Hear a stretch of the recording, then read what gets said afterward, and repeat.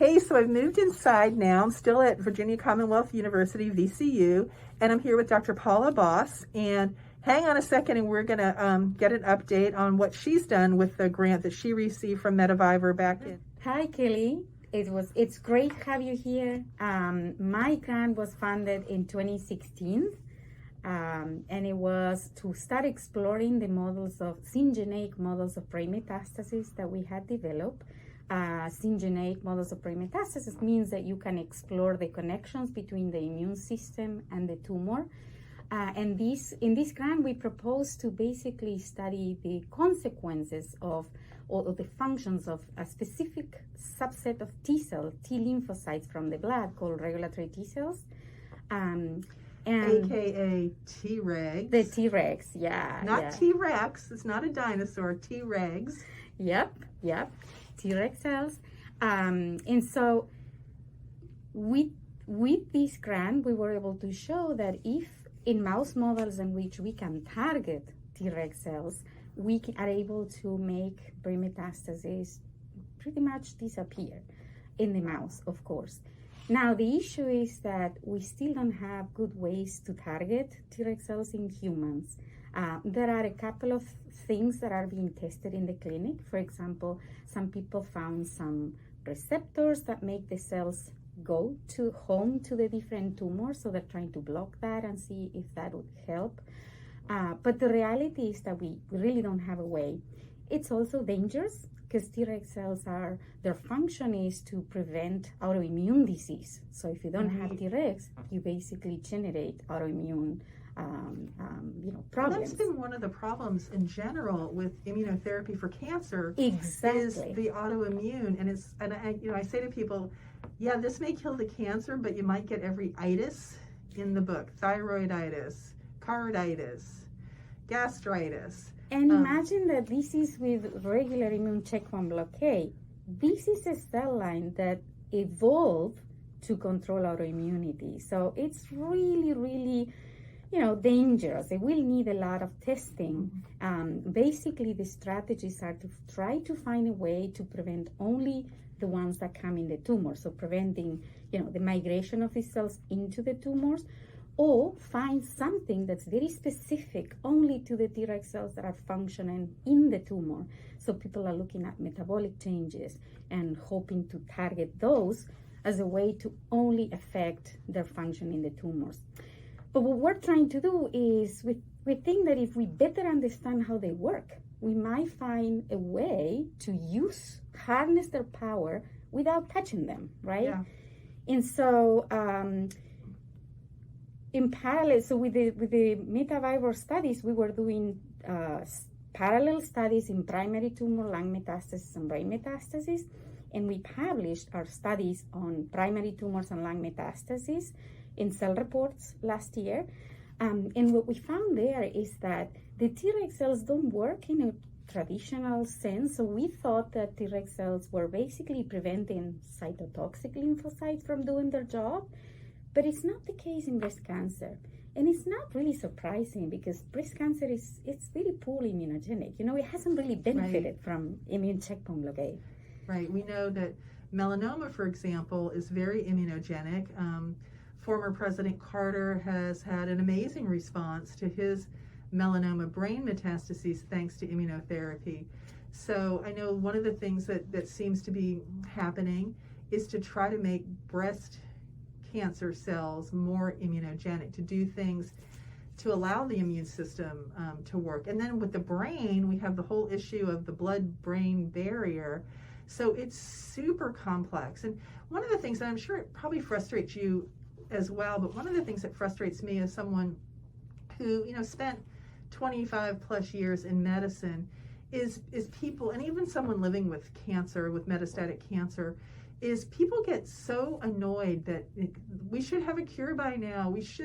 Things aren't moving fast enough, but it's so complex. We don't even understand how all this stuff works. And, I always say that the doctors that are the smart doctors are the ones that have PhD after their name rather than MD.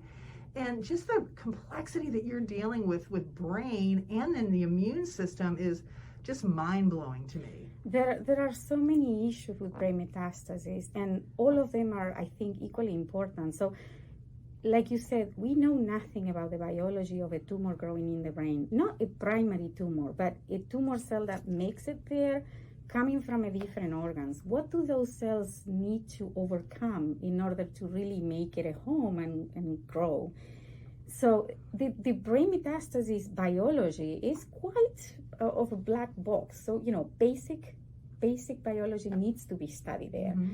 The other issue is, luckily, we have improved in, therapies that work to control systemic dissemination.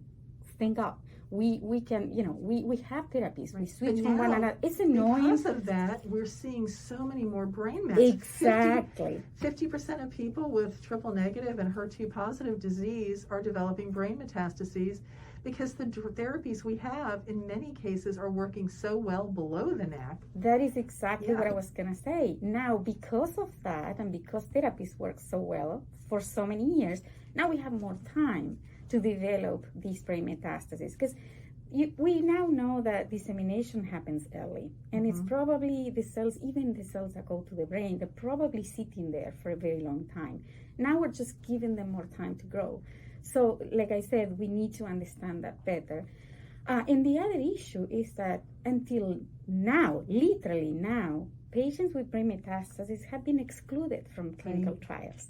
That is a huge problem. And it's yes, because they have, poor survival. They didn't want them in the trial because, they thought, well, things are not going to work anyways. So that is a huge problem. But luckily, this has been, it's more actively being pursued with now. the HER2 CLIMB study of tucatinib, the first one to allow people with active and progressing brain metastases. I mean, the metastatic community, even people like me that are not HER2 positive, just literally cried tears of joy that company allowed people with brain mets to enroll. The other question I have for you, you talked about this model, is are you doing anything with human brain metastases cells? And if so, I would imagine that those are difficult samples to come by as well.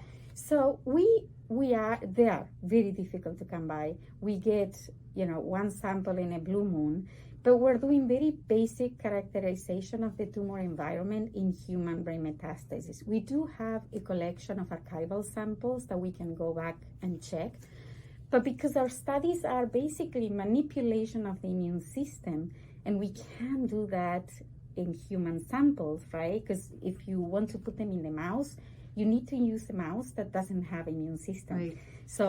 So-called nude mice. It's not that they're running around naked or they don't have fur. When it means that they don't have an intact mouse immune system. Right.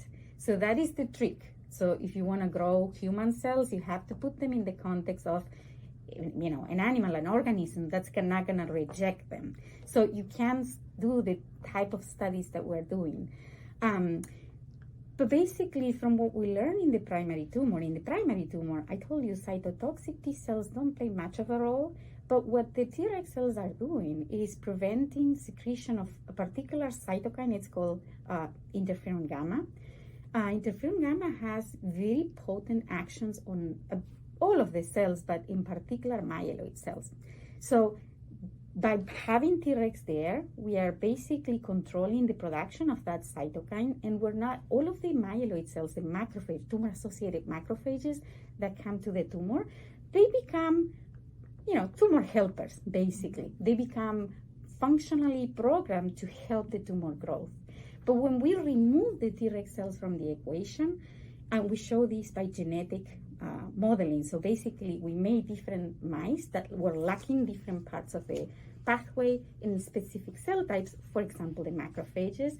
So if the macrophages do not have the receptor for this cytokine, and you remove the Treg cells, this cytokine goes up, but now the macrophages cannot see it. And you need that in order for these macrophages to reprogram. So when you don't have Tregs, there is a huge influx of interferon gamma, and all of these myeloid cells that are coming to help the tumor end up killing the tumor. Now, the interesting thing is, for certain assays that we did, they function similarly in lung metastasis and brain metastasis. But when we got to the macrophages, we started noticing that metastases were not responding as well as when we were targeting the Treg cell themselves. Mm-hmm. And so this is what we've been working as a follow-up to the grant, the original grant. So in the brain, and now we focus particularly in the brain because it is the more challenging environment. In the brain, it seems like it's very complex, but it seems like there is a different type of cell type that comes from the bone marrow that needs to be reprogrammed. And it's funny, it's a funny business, and we don't have all of the answers yet. But we notice, and it may or may not depend on this interferon gamma. It might be due to other cytokines or chemokines. Mm-hmm. These are the genetic experiments that we're trying to do now to find out what is the main player that reprograms these other cells from the bone marrow that can now go and kill the brain tumor cells. And we think that it's not just these cells coming from the bone marrow. There is a communication that happens with the different cells in the tumor microenvironment in the brain. And so there is at least 3 cell crosstalk that needs to happen in order for the tumor cells to lodge and be able to grow. And if you remove the Treg cells, then you cut part of the communication. The other cells don't talk the same way. So again, we are trying to work out the pathways because genetics takes time. And this is something that you were alluding at before. You know, in order to answer each of these questions, we need to make a mouse model that lacks specific signaling, and that takes a very long time. So this is why on our side, progress is, it's not as fast as we would like to see. Yep. I was talking to Dr. Harrell, and I said, we would all love it if we had an Operation Warp Speed for cancer research where that amount of money were thrown at it. And it's not just the money, because over the years, a lot of money's been thrown at cancer research. It's a lot of money in a short period of time, plus the requirement to cooperate. That, hey, we're going to all you researchers, you're going to get some money, but you have to share all your data. And that's, I think, one of the things we need. So much seems to happen in silos. And then a lot of it, too, is you may do an experiment. You may have an idea. You may have a hypothesis. You do an experiment, and it doesn't work. And a lot of times that's not published. And so, therefore, somebody else has the same idea, and they do the same or similar experiment. And that, that's one thing that as patients, it's frustrating. But, there is, there's the cliques in high school, and there's the silos when it comes to research in academia, because a lot of these things that are being done hopefully will lead to treatments and money. And, and I'm sure it frustrates researchers as well. And we realize that, and actually that reminds me to tell you something else that we did following up on the grant that we got from Metavivor. We people working on brain metastasis, we used to be a teeny tiny community. Now, luckily, people are understanding that this is a huge problem, and there are many, many more people working on it. But the ones that, started working a few years ago, we got together.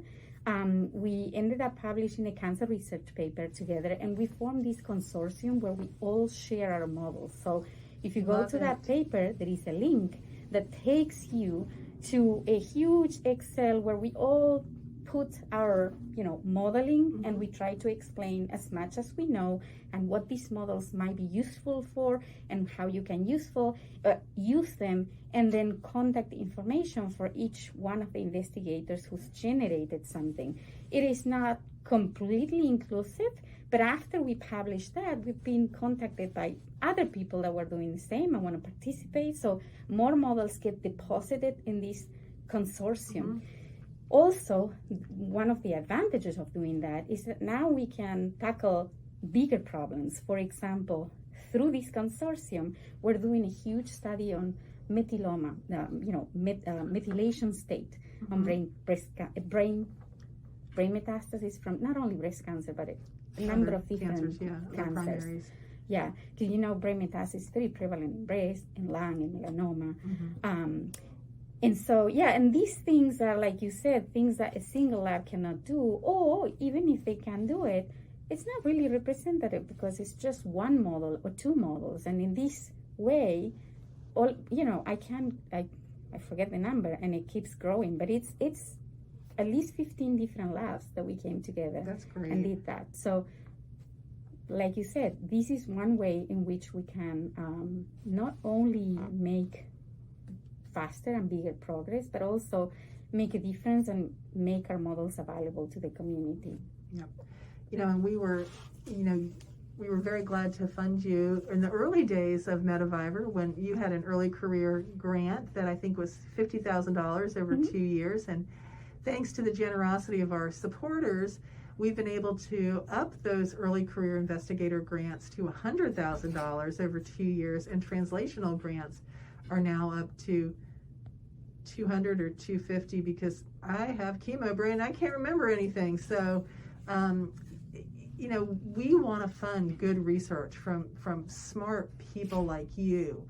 And, the people that are listening to this, every $5 or 5 cents that you donate to Metavivor goes directly to research and allows people like Dr. Bos to make these discoveries that could eventually lead to treatments for those of us that are unfortunate enough to develop brain metastases or other sites of metastases.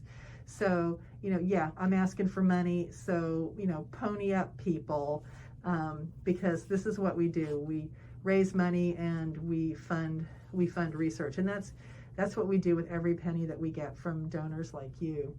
And your support, especially at the early stage of one's career, it's invaluable because when you apply to grants from the NIH, you have to show productivity, and that's something you don't have when you open your lab, Right. So thanks to the work that I was able to do with this grant, I got a Susan G. Komen Early Career or Career Catalyst grant. I got a V Foundation grant, and I have 2 NIH applications that have very good score. In all of these thanks to the original funders, Right. that allow me to get a lot of work done in the first year or two. So, do you work with advocates on your projects? People with the disease? Well, my advocate luckily doesn't have brain metastases. I work you know her. Would it happen to be Julia? No. Is she one of your advocates? Okay. It's Anne-Marie. Oh, okay, yeah. Uh-huh. Yeah. So I actually met Anne-Marie through Metavivor. She was the secretary, I think, at that point, or she, took the job of emailing people. So that's how I contacted her. And then with her, we developed the common application together. So she gave the patient perspective, which is so important. And we've kept in touch over the years. I think that is essential.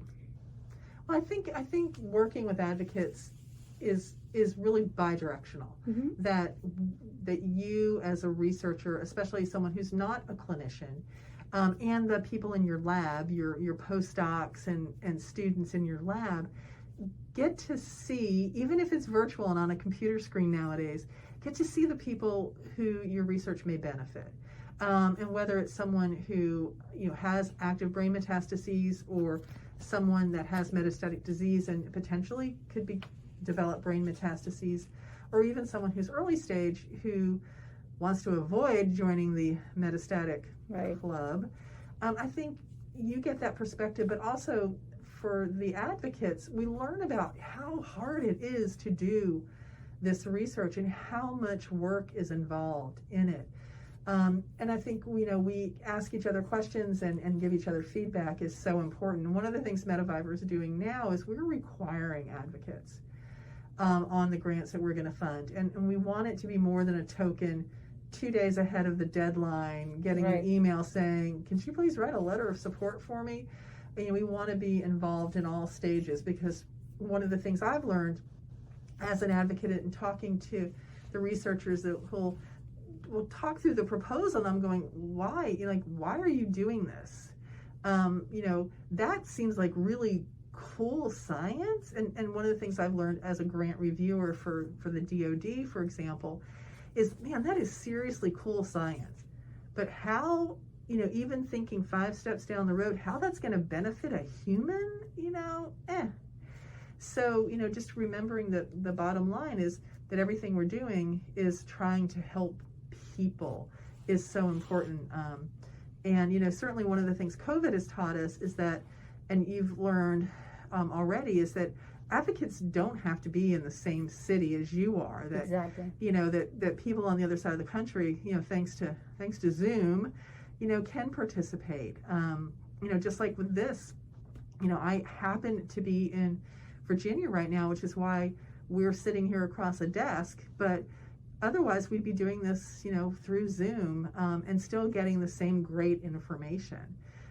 So, I hope that you continue to use, to partner with advocates in your work. Yeah.